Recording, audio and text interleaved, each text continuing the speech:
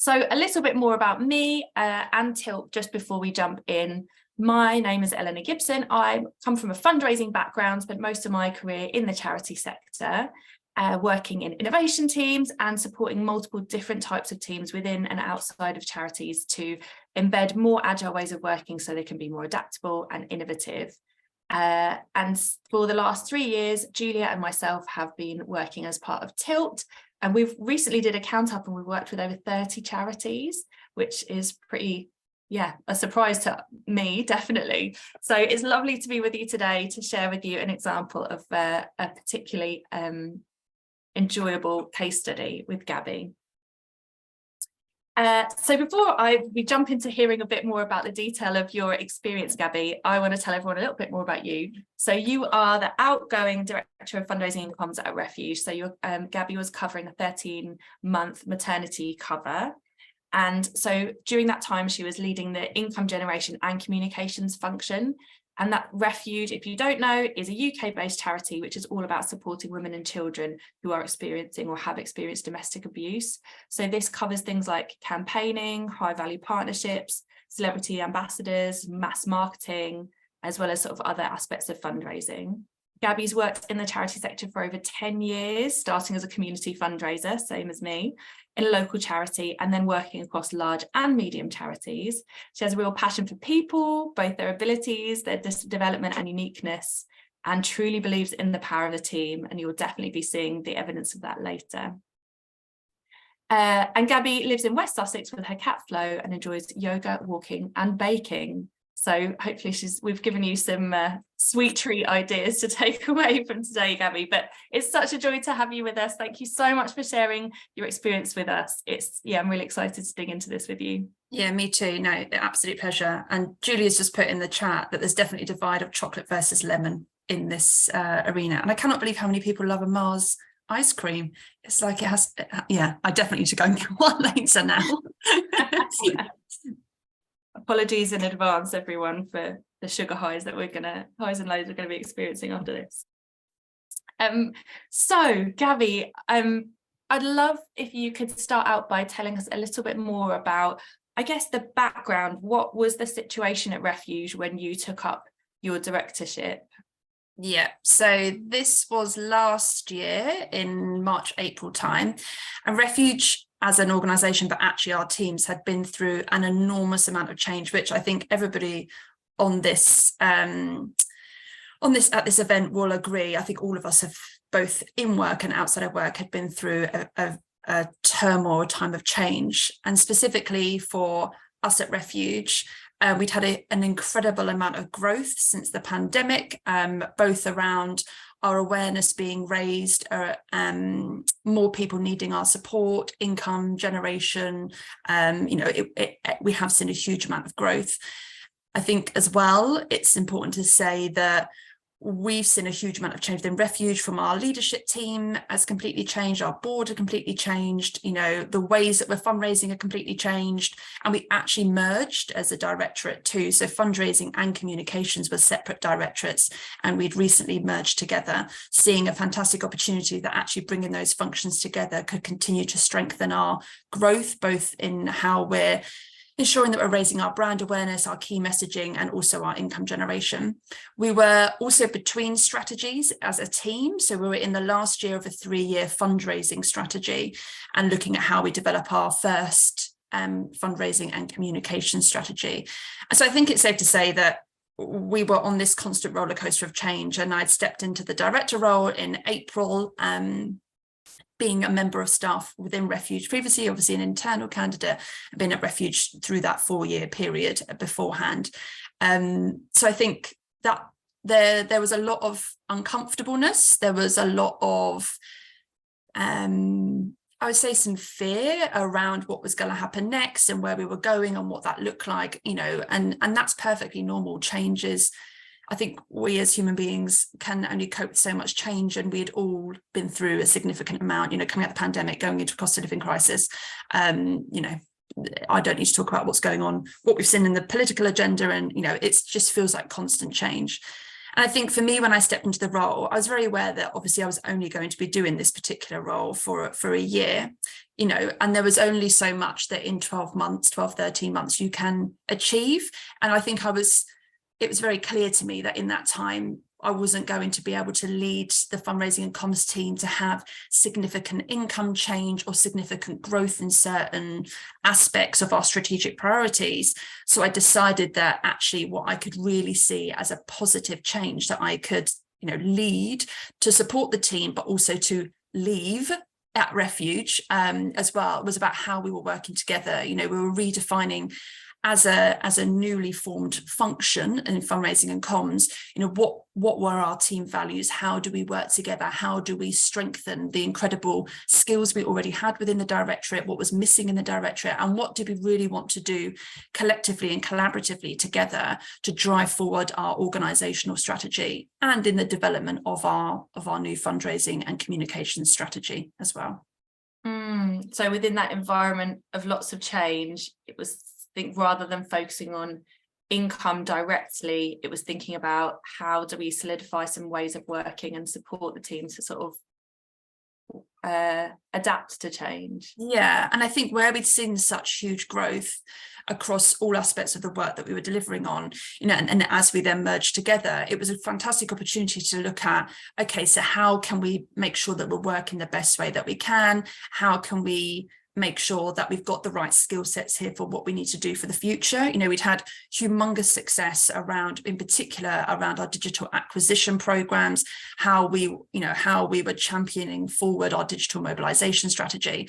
But actually, what did that look like moving forward? And actually, how were the teams coming together to create shared goals, create shared key results, and how are we ensuring that actually we were using the resource that we had, the budget that we had, and the people, the skills and the talent that we had to ensure that we were able to achieve the best we could for Refuge ultimately. And so what first alerted you to Agile ways of working as a possible way to achieve those goals? So I'd not heard of Agile at all before this time, and we had been working on a digital mobilization strategy with a consultant called Carmen, who has come from Amnesty, and her case study is on your website, as you said earlier.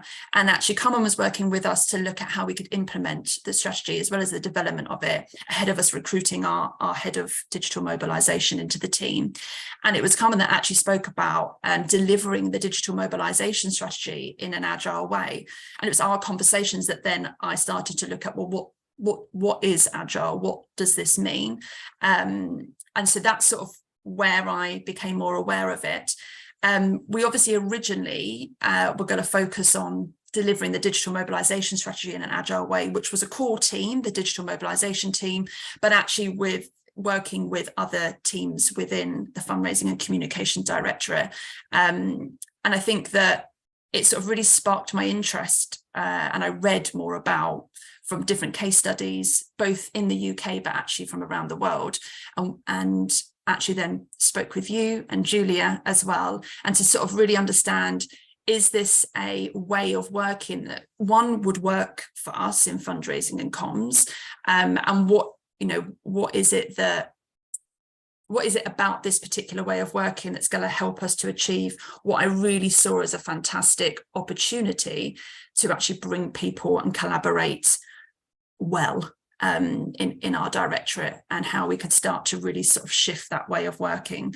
I think as well, when I was reading up about this and learning about Agile, I think it's very clear, and it still is, you know, we're working in a hybrid world now, and I don't think anybody, unless anyone can share success stories, have got it quite right. You know, we're working from home and in an office space and in different locations.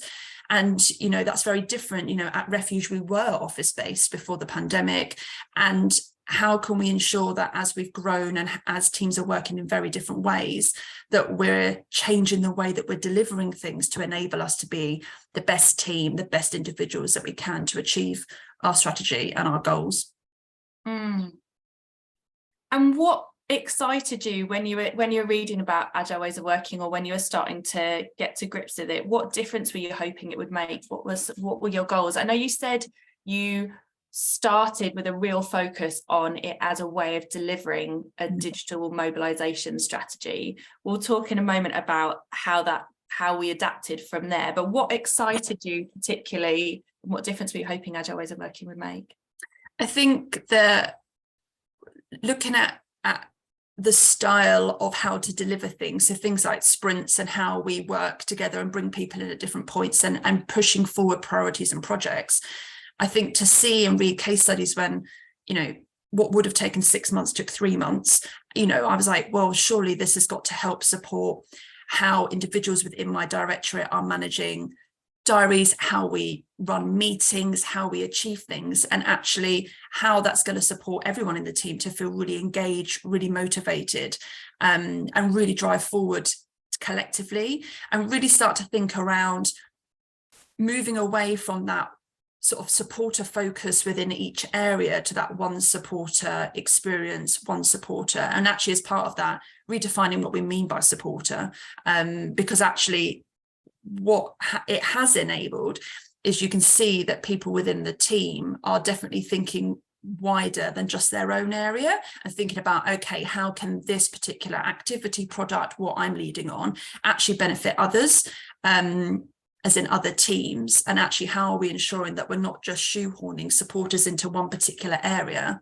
And by supporters, I mean not just financial people that financially give to us at Refuge. These are people that give an action, sign up to a campaign. These are contacts and connections that we have across our comms world, our celebrity world. We're classifying a supporter as anybody who is taking a form of action to support and the vision and mission of Refuge.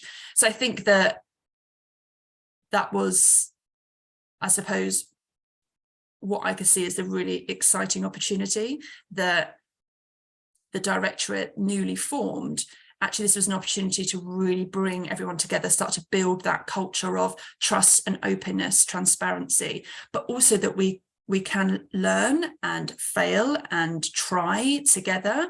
And I think by using Agile meant that, things weren't on that list and sitting there for 5 months, but also it helped, or I thought it would help at that point, at the beginning, that it would help people to prioritize what is the most important thing to be delivering. I think as people that work in the charity sector, we are very passionate about achieving our mission, our vision, and we give a lot of our heart, soul, blood, sweat and tears to the work that we do in our specialisms.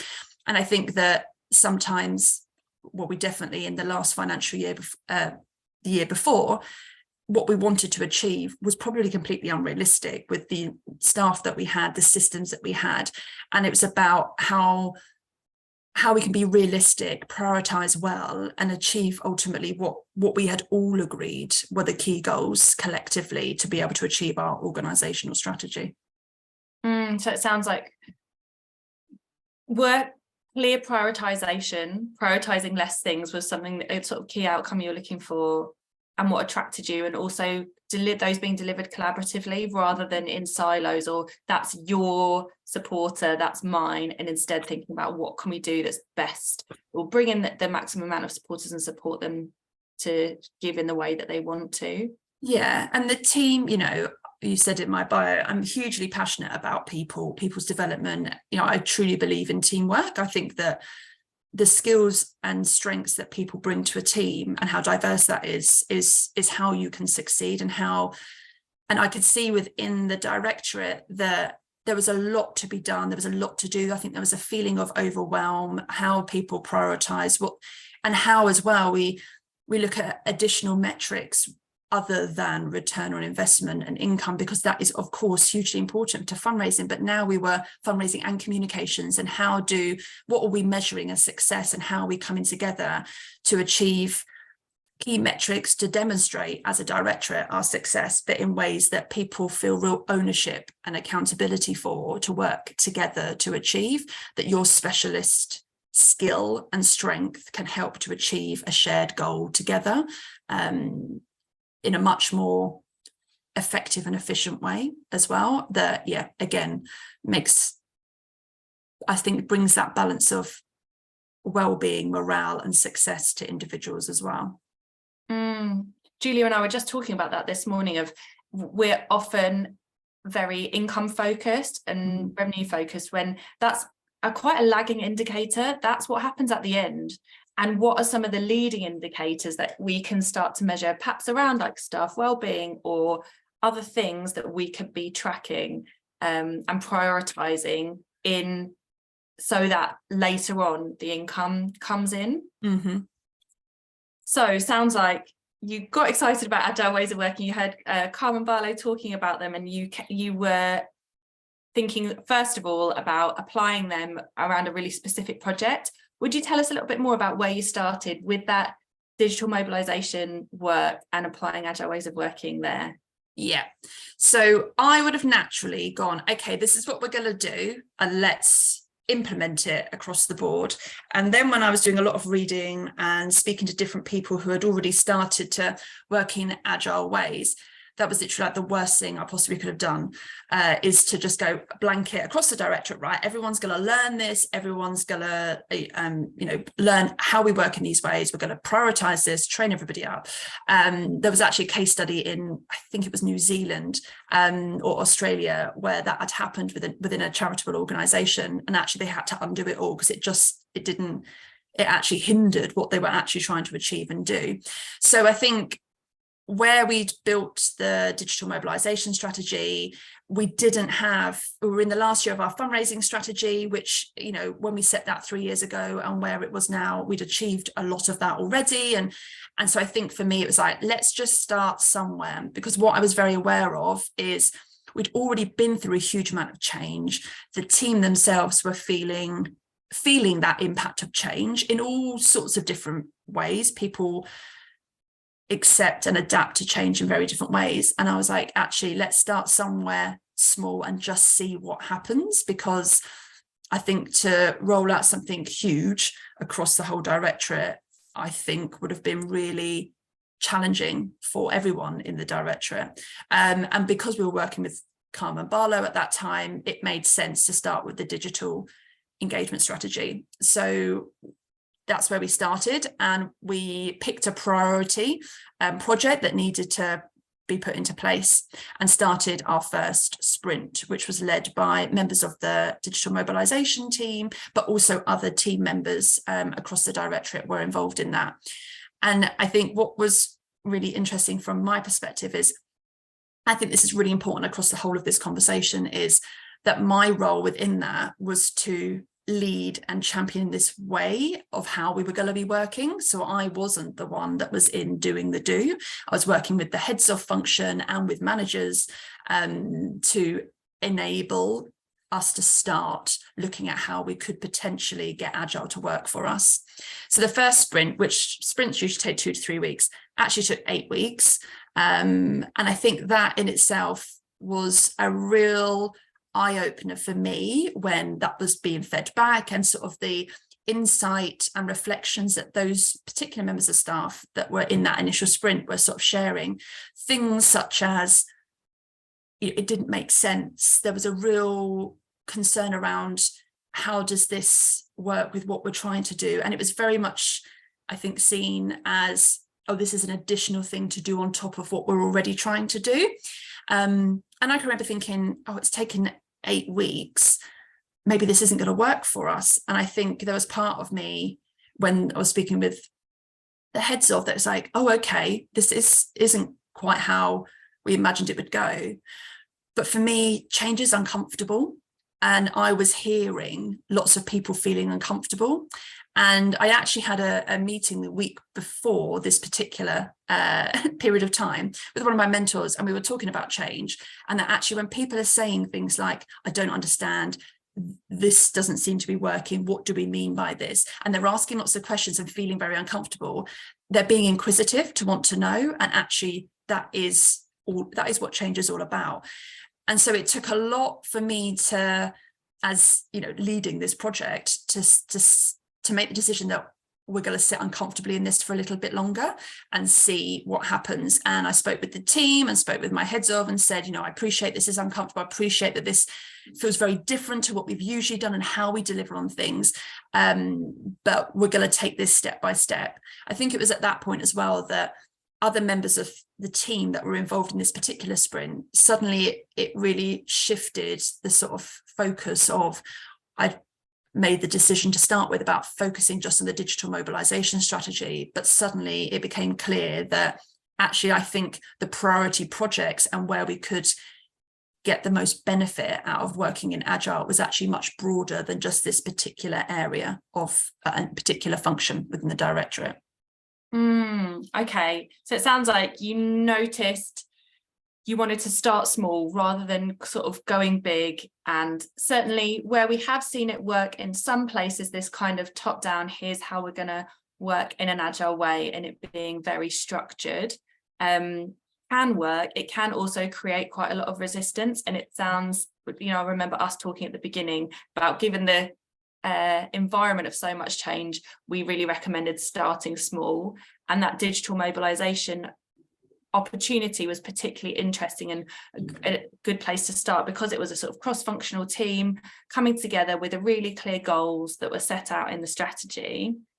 And as you said, it also was, though it was something that the teams weren't used to doing, the organization wasn't used to working in that way, both the content of digital mobilization and the way of working Agile was both different. And so there was that discomfort was a bit of a double whammy there. Yeah. And to that point, I don't know about the sort of new area of work, because digital mobile, the strategy itself was a very new area. I know we had huge success in where we had invested digitally in the previous year and a half, 2 years, and been building on what the next 3 years and a strategy look like. I think that was definitely a reflection of mine, that trying a brand new way of working with a relatively brand new area of work, I think that's possibly where, again, it wouldn't change the decisions that were made. But I think that actually, if we had picked a priority that was a known priority, something that was familiar, something that we did every year, an example, the Christmas appeal is a great example, you know, and how we were going to deliver that. I wonder whether, I do still think it would have taken us longer. I think this was you know, to do a sprint in the set time, you know, I wanted the team to have the space and the time to be able to really understand this way of working, so that I could see that as we then moved on to the next and the next, that the team would start to feel more confident, have a real understanding. And I think taking that time in the first few sprints was actually really important to ensure that everybody was engaged, understanding, and ultimately starting to lead and champion this way of working further into the Directorate as well, because this was still, I suppose, an isolated group of staff within the Directorate who were working in this way. Can I just quickly jump in as well? I've got a question in the chat. Were the Agile team only working on the sprint at the time? I've given a quick answer because obviously I was supporting them with the sprint, and I know that they weren't, but I think it might be interesting to know, you were talking about, you know, being able to prioritize the work, and maybe a little bit more about how that fit with the fact that it wasn't their only priority, and kind of how you felt like that was managed. Yeah, so no, it wasn't. So the first sprint was around a new process we wanted to bring in that would actually support across different teams. So that's what the sprint was based on. But no, everybody it was very much seen as a project, like we all need to, you know, support and deliver on setting up this new process. But everybody still had all their everyday activities, the business as usual stuff. So no, it wasn't that everybody stopped to do the sprint at this time. It was on top of. And obviously working in that way where you meet much more regularly, short periods of time, and actually long periods of time as well, when you're first sort of instigating the sort of setting up that sprint, you know, and the teams are having to give quite a lot of hours of their time to this particular area and focus, you know, it whilst also working, you know, with high workloads, feeling a lot of overwhelm. And I think that's why the first sprint, I was really championing that we took as long as we needed to be able to complete it. We needed an end goal. We couldn't have gone on for weeks and weeks and weeks, but actually when we needed an additional 3 weeks to deliver an additional 4 weeks, I think I was very much advocating for that, because I think if I'd said, no, we need to get it done here, that's when people would have disconnected and really started to, I suppose, put up resistance to wanting to continue. And we were really at the early stages at that. So yeah, at that particular time that we're talking about with the first sprint, everybody was still delivering on their own activity plans, of which all of our activity plans and business plans had, as we had done every year, had been built within teams, shared across teams, and people were very aware of everybody's activities and what people were doing. And people across the team would support and work really well with each other before we were implementing this way of working. But again, I think what was really clear at that point is everyone had very different priorities, which looking back were probably very similar if we had come together and created those shared objectives and goals together at the time. But that wasn't something that we had done. We were working with what we had already put into business plans that year. I hope that's answered your question, Emma. Thanks, Gabi. So with the digital mobilization, that first sprint, it took longer than I think all of us, team included, were expecting to get going. Yeah. What happened after that first sprint? I know you started to think about broadening out the focus from there.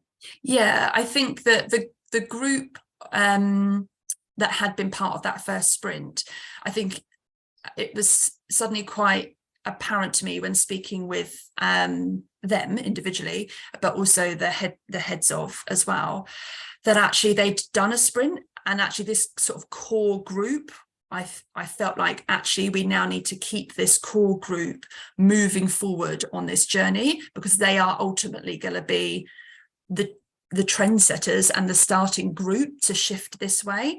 And then suddenly that was cutting across different areas of work, from comms and events and community fundraising and corporate fundraising, and that group had different peers across the directorate. So I think then the sort of shift to, okay, what is the next priority that actually keeps this group working in this way, that isn't necessarily just within the digital engagement strategy, but is slightly broader, or what does the next priority look like? I think at this point as well, it's worth, as we were going into the next sprint, is that we weren't working with Carmen anymore, and we were waiting for our head of digital mobilization to join us. So our head of supporter fundraising, who had been, within the heads of team that had been championing and leading this work with me, it felt like the natural next step was to look at a priority that sort of crossed the two. And that's where we then shifted to keep this core group of members of staff who had already massively engaged with the first sprint, to actually keep the momentum going with them as a group. So you picked another focus for this core group to focus on, and Yeah. I know that you ran multiple sprints after that. Would you tell us a little bit more before we dive into the results? Like, what was the kind of longer term activity that took place as you worked in a more agile way?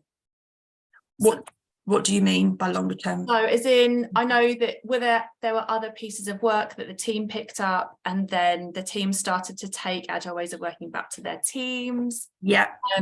Would you just tell us a little bit more about, I guess, some of the activity that took place after that? Yeah. So after that, and I know there are some of my team on this call, so they may be able to say, it's okay, we've done numerous sprints since that first one, and they've all covered different priorities from different areas of the programme. And I think what has been great to see is, as the sprints have been delivered, you can see that the managers in those sprints have then gone back into their teams and started to use different ways of working to help deliver their weekly activity plans. So how they're meeting, how they're ensuring that they're spending the right time together, how they're prioritizing, but actually how they're looking and tracking their success using different tools such as Trello boards that are very visible, that they can share, and actually meet weekly as teams to say, okay, where are we at with things? And using those principles of how to deliver on activities and products and plans, to be able to do that actually in their everyday work as well. I think as well, what was great to see is that core group, as they were obviously sharing in our weekly team meeting about things and progression and what they've achieved. It was then really interesting to hear from other managers about, well, this sounds great, like you've just achieved that in 3 weeks. And it really started to, I suppose, open up that dialogue and conversation and sort of further engagement, where this core group were basically championing and inspiring their peers as well. And I think that's why it comes back to that decision that I made to start small, because actually when you hear your peers or hear from your peers like, oh, you know, we've just delivered this, we've just been able to do this project in 3 weeks, and now we're testing a brand new product across, you know, digital platforms. It's like, well, I want to work like that. I've got all this on my to-do list. How do we work like that? And I can remember one of the managers saying to me after a meeting, she said, when am I going to be involved in this? Because I can already see the benefit that this will have in just me working with my team and delivering what we need to deliver. And I think as that started to happen, the priorities over the coming sprints, and particularly in Q4, which was January to March this year, definitely started to include more people across the Directorate at different points as well. I think something that we definitely learned through that period of time is everyone was involved in the first sprint at every single point. And there were times people were like, well, I don't really understand why I'm here, and this isn't really important for me. And then it was having those conversations together and sort of going through that journey together of, oh, okay, so actually we only need this person at this point, or this person needs to be involved here, but not through the whole process, but they need to understand what their input is and how they are supported to deliver on this priority in this project. I think as well, the core group and some of the others that then joined that as the sprints went on, you know, their ability to lead sprints and understand how we work in this way and really champion that has been absolutely wonderful to see. The team have really engaged in what was a very difficult way of understanding how to work when we had so many priorities that hadn't been collectively agreed together as a directorate, and everybody was like, well, this is my priority, rightly so, you know, within their area. But actually when we came to Q4 this year, two areas of work, our supporter fundraising function and our digital mobilization function, they actually worked out their Q4 priorities collectively together of what is the priority for us as two functions within fundraising and comms to deliver. And for them, it was around Mother's Day and International Women's Day in particular in that quarter. And it was so great to see not only the heads of, but the managers and the teams within that come together and really drive forward some really incredible work around those two key priorities. But actually how they got others involved and how that supported in other areas around these key moments for us as an organization, and how, yeah, the team started to come in at different points. And it just, you know, the feedback I was getting was that it was a really engaging process. People were really enjoying it. People were coming together and really prioritizing this. And I think it was that particular period of time, those 3 months, that I could really see the real shift, because before that there were definitely times when I was like, are we going to have this moment where it just suddenly shifts and it suddenly feels like everyone has gone into a place of, okay, this all makes a little bit more sense now. And as as a leader, you always try and listen and support and hear the feedback of what the team are saying. But actually I was, you know, ensuring that when team members had concerns or didn't understand, and that could have been anyone, that they could come and talk to me about it and we explore it together and talk about it.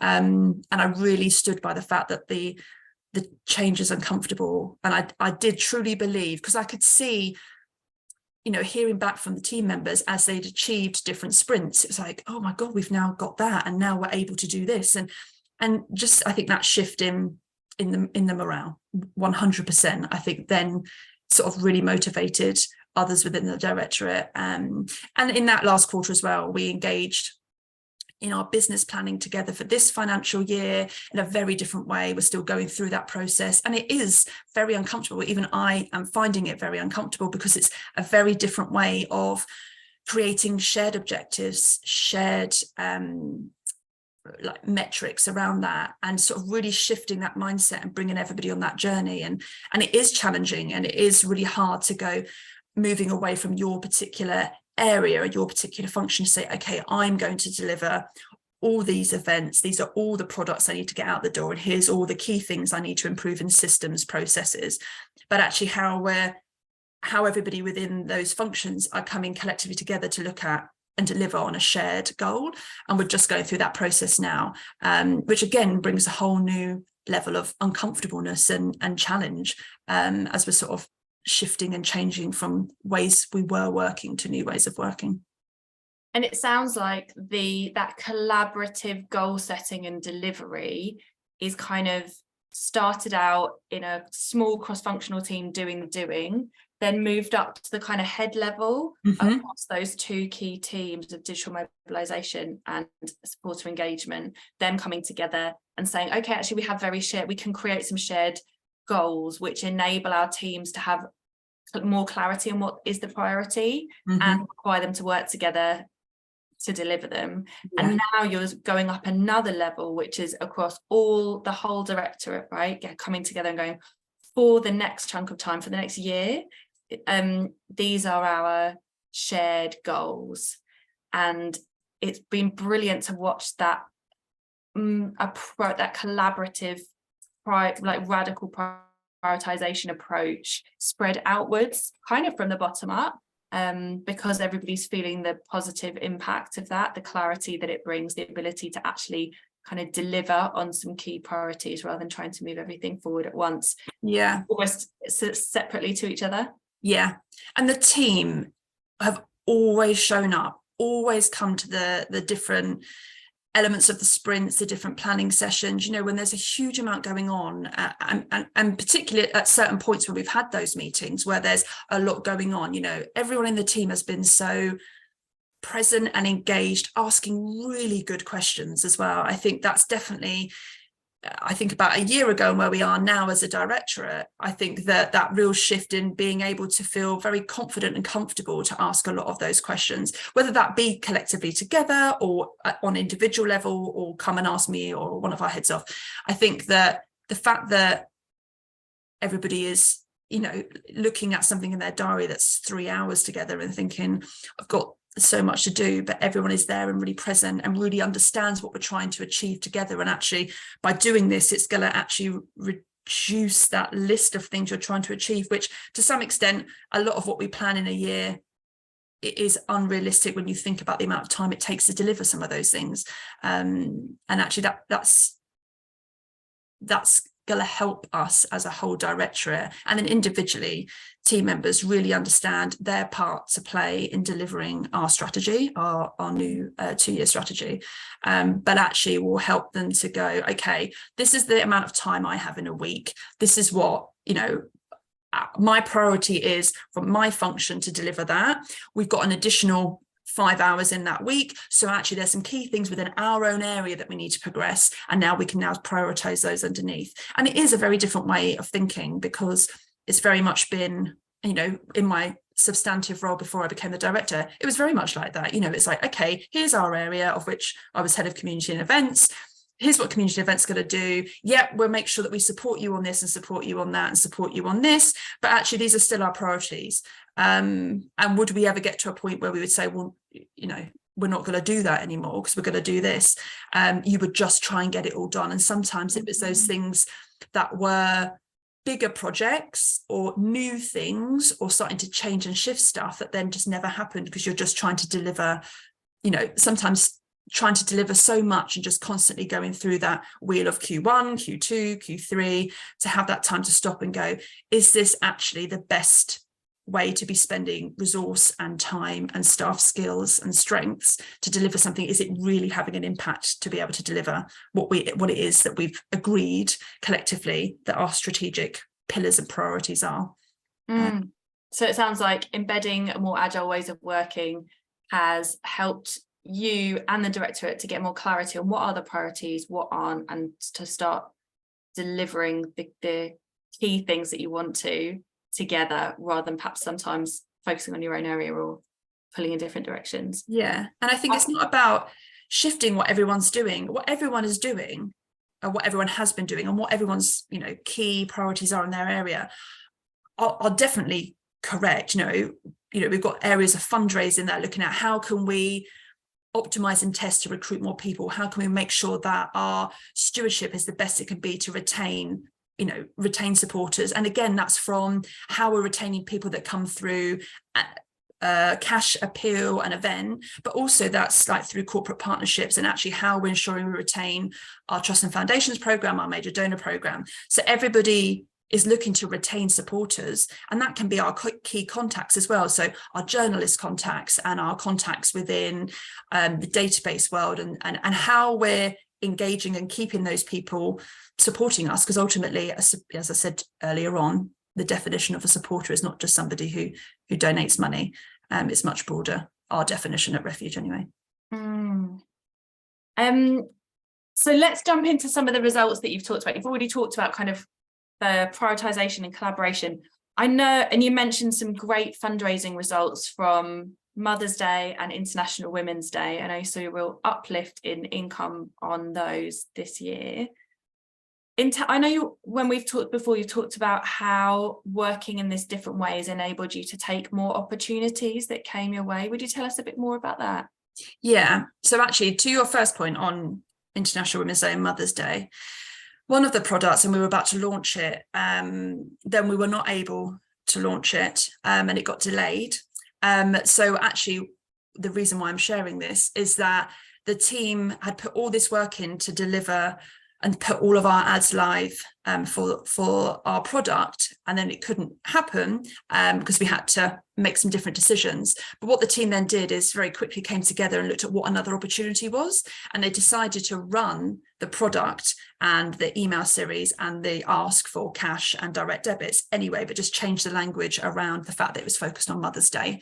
And they ran that anyway, and actually saw a humongous increase on the opt-ins to direct debits from some of the emails that we've done before. And it really gave insight into the fact that we were honing it in on a particular moment. And actually sometimes the quality of what we're delivering and actually what our supporters will do, it doesn't have to be a particular moment in time. It can be a moment just for us.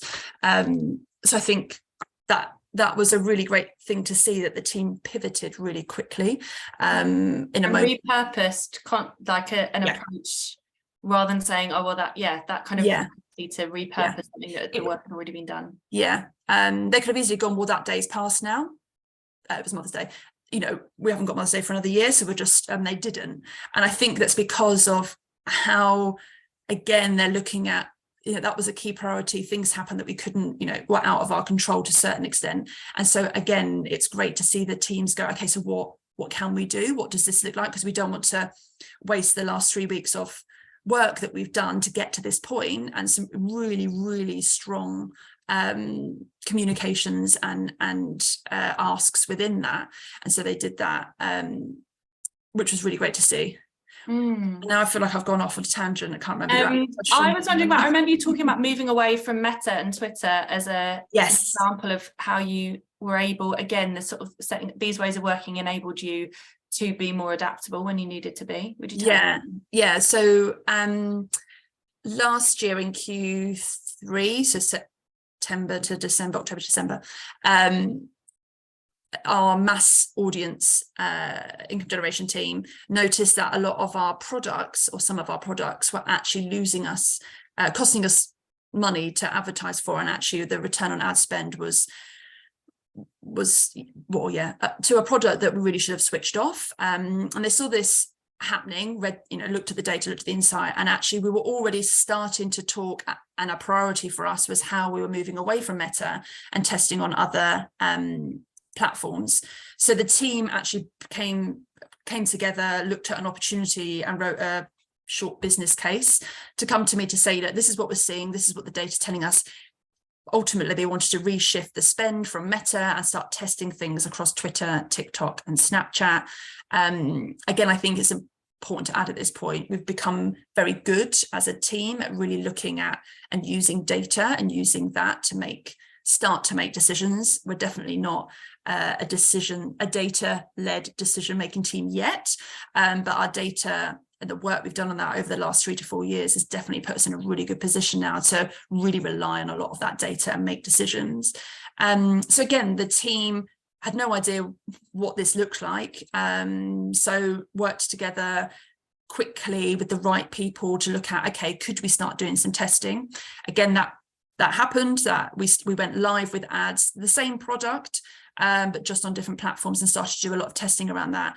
And the return that we saw in that first month and a half, so this was November to December, was a 5-to-1 on Twitter, which, you know, I think the results could have gone all sorts of different ways. You never know when you're testing something new, but I think what was really great is that teams saw an opportunity and were able to, there wasn't this back and forth going, okay, so this is now happening, oh, do we turn the ads off, do we not turn the ads off, what's the opportunity? And the reality is, I think without the team working in an agile way and looking at opportunities, is this a priority? How do we then bring the right people together and come together? What is it we need to do? How do we do that? Get the stuff we need and get it out the door. I think that conversation possibly could have gone on a lot longer, a couple of months before we go, oh, okay, let's test it. Let's start to do that. You know, we pivoted that and changed that quite quickly. And it was great to see the team lead that.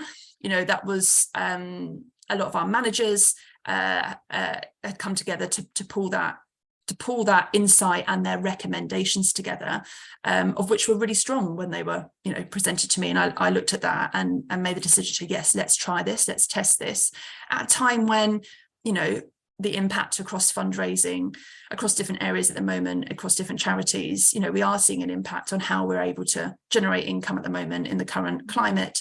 And it was a high risk, but I think it was really great to see that clearly the ways of working and what I'd been really championing and supporting and enabling the team to engage with and be part of was paying off, because the teams were starting to see opportunities and reprioritizing from what was in their activity plans of, let's push this product through meta platforms.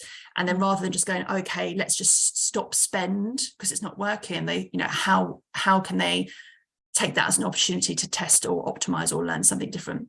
And we're still seeing really great success across those platforms in the testing that we're doing. So taking a more experimental approach, being quicker to make a decision to try something, and that being driven by the team rather than it kind of going up and down the hierarchy multiple times. Yeah. And I am aware we've had lots of chats about how you as a leader enabled this change. You said that at the beginning of this, of starting to trial agile ways of working, what it required from you as a leader was to lead your team through that uncertainty and hold the space, listen to concerns and worries, take them on board and sort of steer the course, like stay committed. You also have talked about how it required you to flex where you applied agile ways of working. So where the decision was made at the beginning to start with a digital mobilization work, you noticed that there was the context meant it made sense to focus somewhere else after that, and you noticed multiple opportunities. But wider than that, like what do you feel what have you had to change about your leadership style to enable this way of working to thrive?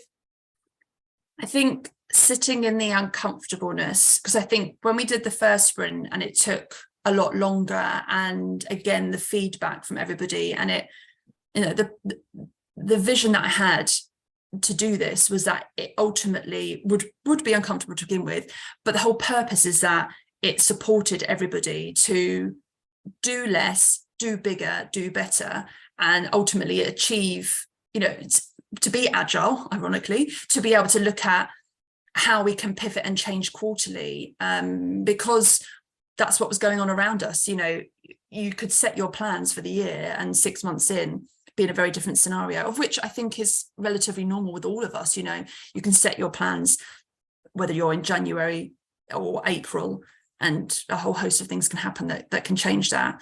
So I think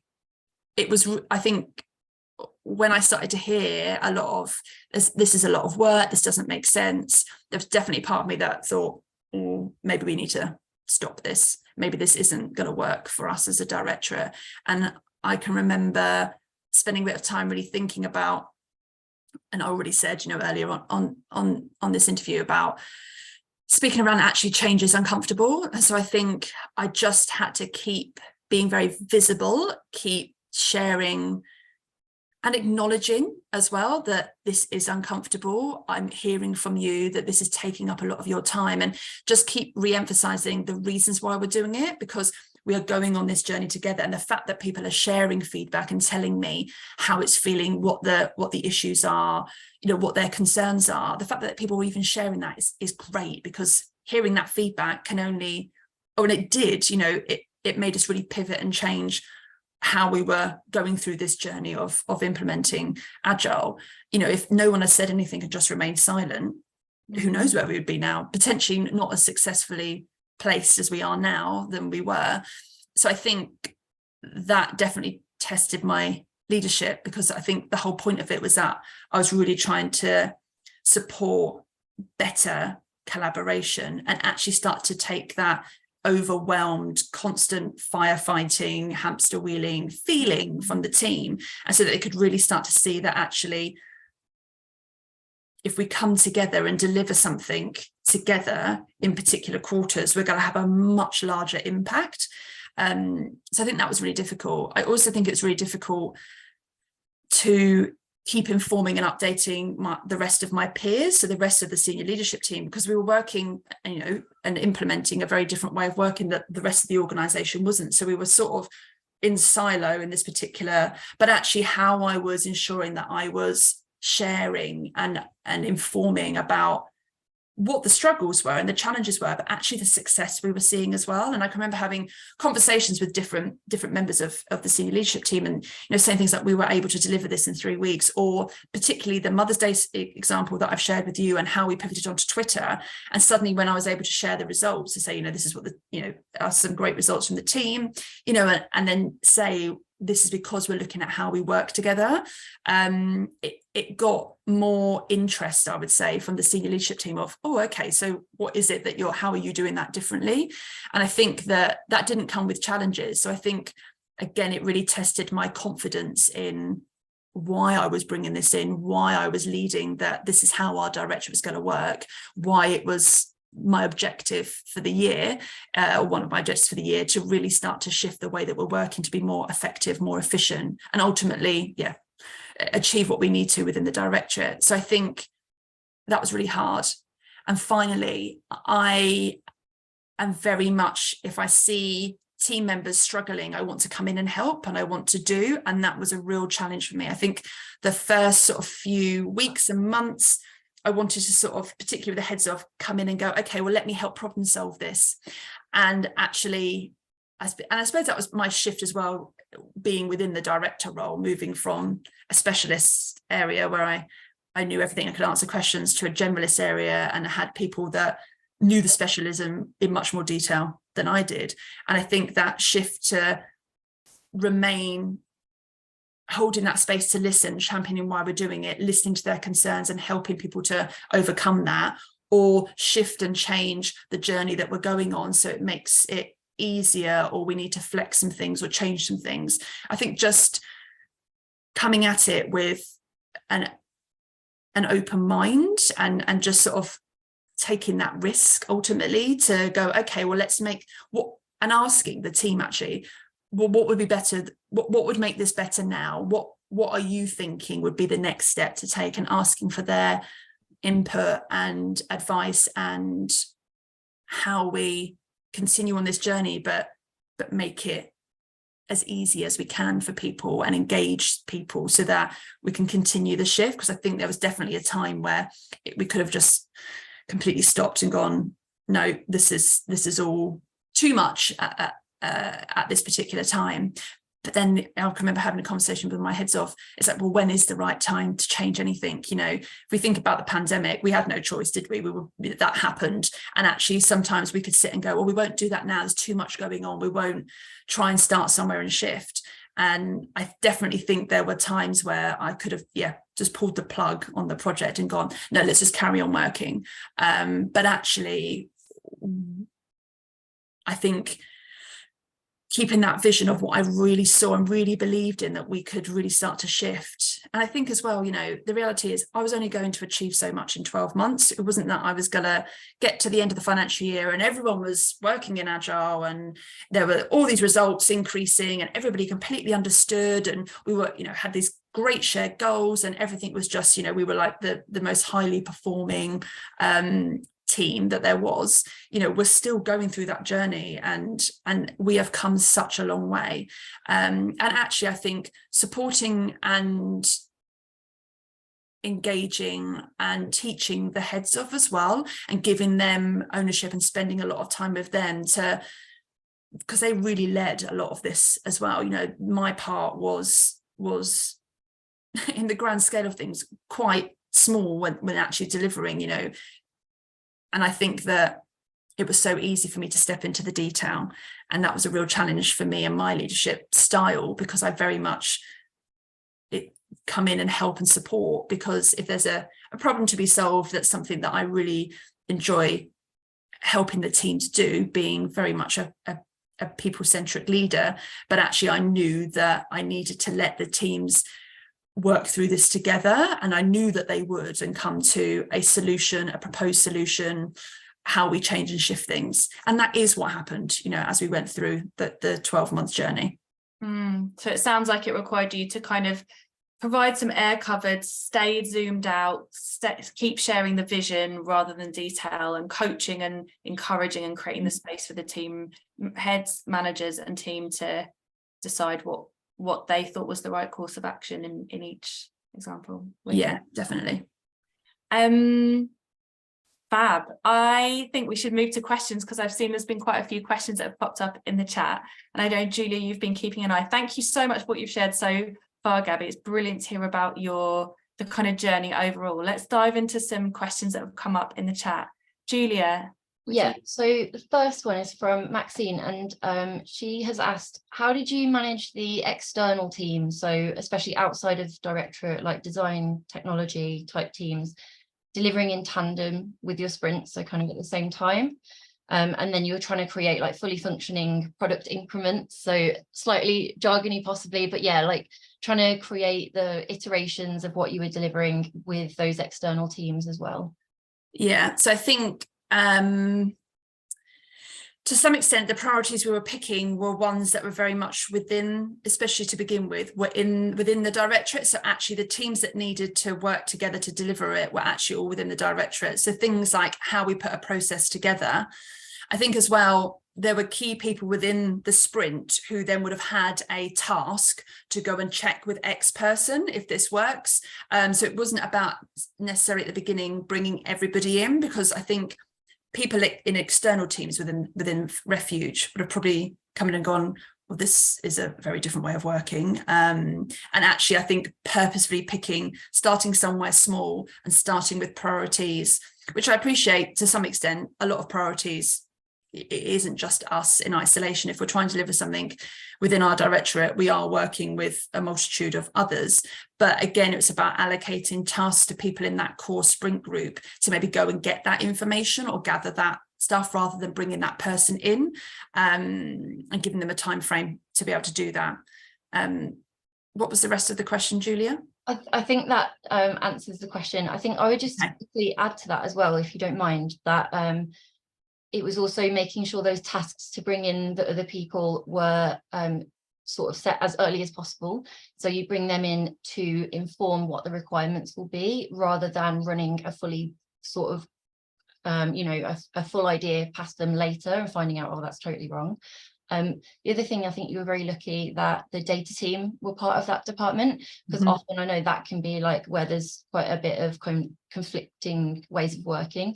So they were able to be involved early, and I think that feeds us on to another question as well, which quite nicely, but involving them early on, not necessarily needing them to then be part of the whole sprint, but making sure that the data requirements and the way that the kind of whole idea was set up to kind of fit with what was needed by the data team was a really important part of a lot of those successes. And the next question we have is, it's interesting from Rebecca, sorry, interesting to hear you speaking about bringing in different team members and different people at different phases. How was that received? And Maxine also followed up asking about how did you kind of calculate the capacity and velocity within that sprint team when you were bringing people kind of in at different times? God, my brain is like a sieve today. Can you say the first bit again, Julia? Yes, sorry, I was like, that's too long. But yeah, so bringing in different teams, how was that really received by those of the teams? How did that go? And B, how did you fit that into the kind of capacity and velocity calculations for the sprint team? I think where we had the core team, I think as we then needed to bring others in, I think as well, the whole time we were like, we're still learning how this works and we are not going to get this right all the time. So there were definitely scenarios where people were brought in too early, not early enough, the wrong person was brought in, and suddenly it was very much based around managers in particular. But actually, as we were going through the different sprints, it was actually this person is needed. So a great example is our database team. So our manager, the database manager, was involved, but actually when it came to technicalities around different tasks to deliver on something, it was actually within his team, the senior execs, who were the people that was like, actually we need them here. So again, I think when you see your peers and people within your team working in this way and bring you in, and again, you know, I think it's important to say at this point, there's different elements of training that we've brought in as well to support different team members. But I think that sort of engagement from other teams is because they were seeing their peers, I think because they were hearing from their peers like, oh, you know, this is great that we're working this way, and they were really championing it. I think it just naturally, word of mouth sort of really helped that. I think if I had been coming in and saying to team members, right, now you need to join this, I don't think it necessarily would have had the best impact as it did. And I think that's comes back to the previous part we were talking about remaining in my role as leading this, because actually starting with that core group and getting them engaged, it then ultimately, the word of mouth is the best marketing tool, isn't it? And actually, as others were having to come in and join, it actually, as well, as I said earlier, some of the team members were like, when am I going to be involved in this? Because this sounds great that suddenly people are able to deliver stuff so much quicker. And we have a really, even before working this way, the team, everyone in the team always works so well together and collaboratively and supportive of each other. Everybody would help each other out. That was, you know, we've always been like that. And so it wasn't that we were trying to start a whole new culture within our team. It was just about how we could help to support prioritizing where the collaboration were and the priorities were. So I think that naturally just brought people in. When it came to capacity, there wasn't, you know, I think as I was working with the heads of, there were times where people's capacity was literally at brink. And actually, again, there was the flexibility around when people were coming. And again, just communicating that. So if you were in a sprint and you weren't able to attend because there was a clash with something else that was really, you know, really important, the team always spoke to each other and followed up. I think having those Trello boards as well, or mural boards, you know, so that we can keep a track of where everyone was at, how tasks were being completed. So that, again, it wasn't about necessarily having to give up your time if there was a clash of things that were taking other priorities, which is definitely the case. Sometimes things happen that team members had to go and solve and sort in other areas. So we didn't say to people, right, we're going to remove all of this from your activity plan to give you the capacity to deliver this, because what we were delivering were already in plans.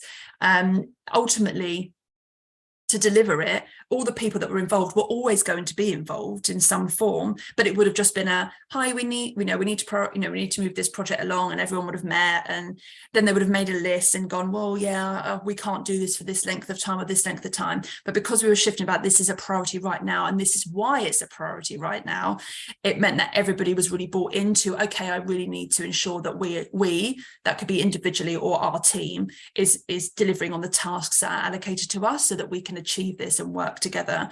And it may be, and a lot of the sprints were income related in particular areas, but there were other people across the Directorate from other income specialisms that were required to be part of that and deliver different tasks. So again, that shift from, well, no, my income and my area is a priority, you know, again, this was an evolution over that journey of going, well, actually, we need your skill set, we need your supporters, whatever it may be, to help to deliver this, and actually the positive impact it's going to have on you. So yeah, I hope that's answered the question. I think so. And we've got one more question from my list, and there's a couple in the chat. So again, from Rebecca, could you give an insight into what other metrics you use to show the success of the kind of project and product delivery? So other than ROI, for example, did you look at the time saved using kind of Agile? One thing I will say, I'll just jump in really quickly, is I know that multiple team members have said unequivocally it moved much faster as a result of doing it in this way. But were there any other metrics that you were looking at? I think the reality is no, not particularly. I think what it enabled us, I think it was about enabling the teams to start to see how moving and working in this way meant we could do things quicker. Doesn't feel the right word, because it's not about just, you know, we weren't just churning stuff out, we were doing, you know, working in a way that delivered the product activity priority well. So I think whenever we were setting any of those sprints up to deliver the priority, the product had its own metrics anyway. You know, an example was we ran a sprint around DIY fundraising through Facebook and birthday fundraising. And so that was already in the activity plans. And when the team, you know, they already had their own metrics, because again, that particular product, it wasn't about having a return, it was about looking at how we could start to increase the acquisition. It also looked at how we were optimizing on lead gen forms. It had metrics around actually, are these new supporters, previous supporters? And then that was the start of then how that interlinked with, and I know that there's some further sprints happening and more work happening about how these supporters then feed into other programs. So the sprints themselves, because of the whatever the priority of the activity was, had their own metrics, like you would within any activity you're trying to deliver, whether that be a Christmas appeal or Mother's Day activity, or whether that is actually generating a new events registration form integrated into the website, or whatever it may be. And again, I think it's important to say that the sprints weren't all based on income generation. We did sprints around process as well. So one of the first sprints we did was around a rapid response process, that we had a process, people were doing the right things, but actually we didn't have something really structured and sort of co-created together. And I think, again, it wasn't necessarily a metric of measuring how successful that was because we were doing it in a sprint. I think actually the metrics themselves are based around what the product activity priority was, and had an array of metrics within that. And I think as well, it's really hard to measure. This is why we had a conversation, Eleanor and I, about what is the income success of doing Agile. And I said, actually, that's something I didn't want to be saying, because actually that's really hard to do. This was never, we're going to implement Agile so we can raise more money. And actually, I think I was very aware of, it was about those outcomes. It was about what the team were feeding back, how we were able to prioritize better, that actually I could start to see the collaboration deepen across the teams. And actually there was less happening, much bigger. And that's a very different way of measuring to, yeah, this is the income that's come out of working in this way. And that was something I had to champion and talk about, and was challenged on it at senior leadership as well. Brilliant, thank you. Next question is from Emma. How did you keep teams engaged when there were periods of time that required longer periods of homework? Sort of the word for essentially anything outside of the dedicated Agile time, in order to keep things moving forward? I mean, that didn't really ever come to me as questions, queries, concerns. Either if that went to the heads of and they managed it, then I'm actually slightly unaware of that.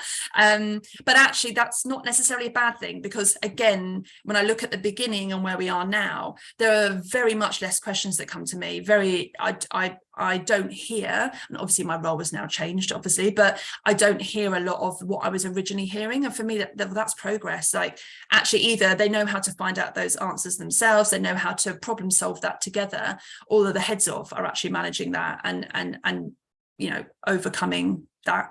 I would just also jump in. What I've seen with those teams is just a massive growth in their confidence to answer their own questions, and I think that's where a lot of that is kind of shifting.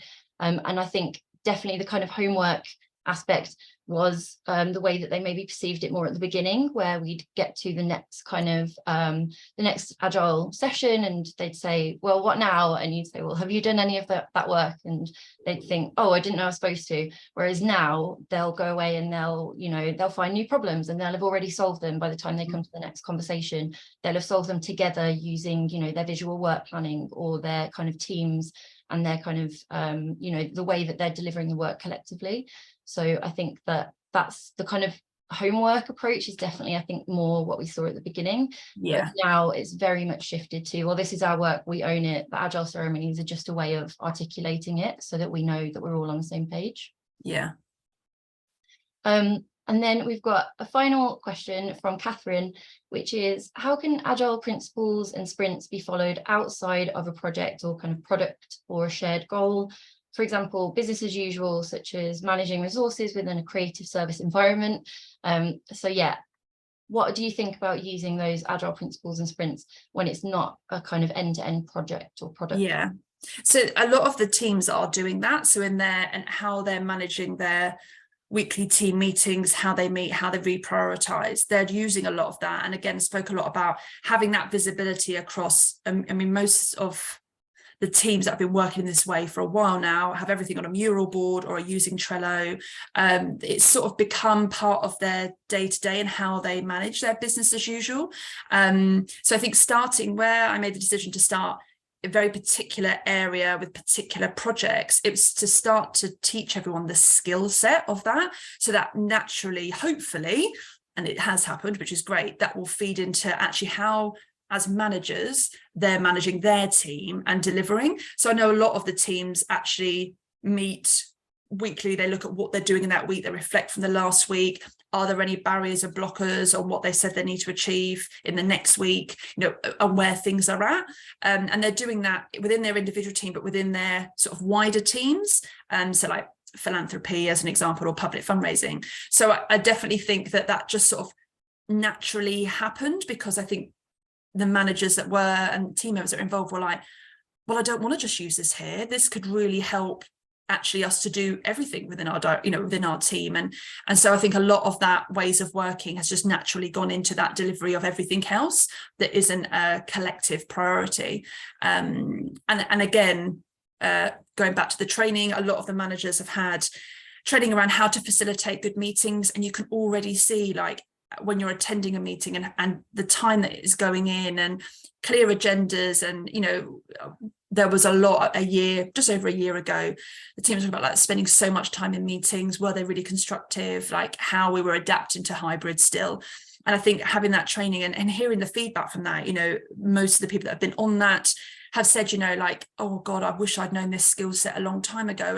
And they're teaching people in their team as well. They're sharing that insight and learning and helping to upskill others. And that's so wonderful to see. And it comes back to that point, Julie, you were saying about how the team feels so much more confident, that actually they have naturally just put that into their everyday working, and actually different teams coming together and having that shared space to deliver on activities and products as well.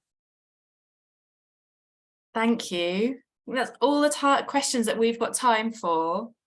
Thank you so much, Gabi, for sharing your reflections of what it's been like to lead the Directorate in this first year of them embedding Agile ways of working. I'm really taking away that approach that you shared of kind of balancing commitment and flexibility. So being committed to the vision, committed to change, while also flexing where you might start, what that looks like, leading, holding the space for that discomfort. And it's great to hear the benefits that you've seen around collaboration, around prioritization, around clarity, team feeling empowered. If folks want to connect with you outside of today, where and how should they do that? Yeah, best will probably be on LinkedIn. Find me on LinkedIn, Gabi Field. And yeah, happy to answer any questions. I think that, yeah, I didn't want to come here today and paint this perfect picture of we started and we finished and I've closed this beautiful project. It is an ongoing thing. And, you know, I think the fact that we've got to a place where there's so many members within the Directorate that are very confident, comfortable and championing this work, we're now looking at what the next phase looks like, and how we bring more people across the Directorate to that level. And that actually, again, going a step up and looking at our business planning as well. So it's a constant, I suppose, phases within the journey. It's not a completed product. We're not going to stand still on this, keep moving. Thank you, Gabi. And thank you everybody for coming, engaging, asking great questions. We have 2 more case studies like this coming up across the summer. If you would like to be the first to know about them, then sign up to Tilt's newsletter, a semi-regular email that we share where you'll get full details of those. I'm just going to share the details on the screen now of the next upcoming get together, which is on the 19th of July, where I'll be speaking to Gareth Ellis-Thomas about 5 ways to influence leadership in your charity to enable more agile ways of working. Gabi's touched on that today. We're going to dive really deep into that with Gareth next time, because it's a question that we know that comes up very often. If you want to know more about the facilitation course, Julia's just shared the details there, which we ran with the vast majority of Gabi's team and had really, really great feedback from it. And if there is any, and to let you know, the final summer story season will be happening in August. I'll be interviewing Rowena Seabrook, who is the head of human rights education at Amnesty International UK, reflecting on how agile ways of working have added value to her team over the last 4 years as they've navigated all of the change and uncertainty that's come along with that. Again, any other questions, please get in touch. Thank you so much for coming, bringing your enthusiasm and questions. Thank you again to Gabi for sharing, as someone said, just really vulnerably and clearly, and sharing what it's really like to be leading this work. We really, really appreciate you sharing that, and we wish you every success with your new role, and we can't wait to see how things progress at Refuge.